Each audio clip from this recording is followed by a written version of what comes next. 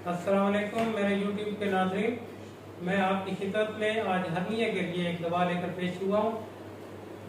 ये बड़ी बेहतरीन दवा है। जब हर्निया का दर्द होता है तो ये बहुत शदीद होता है। ये हर्निया के दर्द के लिए बेहतरीन दवा है। अगर आप इससे फ़ायदा उठाना चाहते हैं तो आप वीडियो आखिर तक सुनिएगा और इंशाअल्लाह ताला आप बहुत बड़ा इससे फ़ायदा उठाएंगे।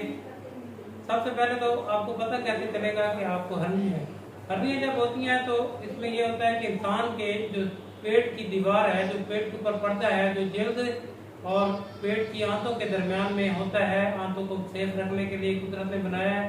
जब उस पर्दे को वो पर्दा कहीं शिकस्ता होकर वहां से आंत निकलती है तो उसको हर्निया कहते हैं। जब वहां से आंत निकलती है तो उस मकाम पर दर्द होता है। जैसे ही वो आंत ज्यादा देर बाहर रह जाती है और उसके स्वेलिंग शुरू हो जाती है तो दर्द शिद्दत इख्तियार कर जाता है और दर्द नाकाबिल बर्दाश्त होता है। और ये हर्निया अक्सर औरतों को नाक के मकाम पर होता है और मर्दों को जो है इससे नीचे राइट साइड पर अक्सर होता है और कभी लेफ्ट पर भी होता है। तो दोस्तों, जब इसका दर्द होता है तो वो नाकाबिल बर्दाश्त होता है। तो आपने क्या करना है कि आपने रेठा ले लेना है पंसारी की दुकान से पिसा हुआ।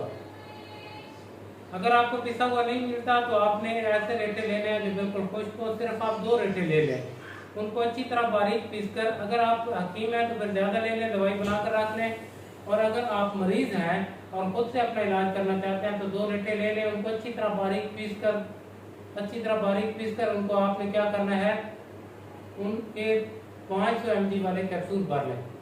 500 mg वाले कैप्सूल भर के आपने पानी के साथ वो आपने, जब आपको शदीद दर्द है तो एक कैप्सूल लेना है। अगर दर्द को आराम नहीं आता तो दूसरा कैप्सूल 2 घंटे बाद लेना है। इंशाअल्लाह ताला 2 से 3 खुराकों के साथ आपका दर्द रुक जाएगा इंशाअल्लाह ताला। और इसके बाद इसके मुकम्मल इलाज के लिए इंशाअल्लाह ताला अगली वीडियो का इंतजार कीजिएगा। और जाने से पहले आपसे दरख्वास्त है कि आप मेरे चैनल पर अगर नए हैं तो इसे सब्सक्राइब करें और बेल आइकन का बटन दबाएं ताकि आपको आने वाली हर वीडियो का नोटिफिकेशन सबसे पहले मिले। इसके साथ इजाज़त चाहूँगा। हकीम गुलाम हबीब अमान। अस्सलामु अलैकुम व रहमतुल्लाहि व बरकातहू।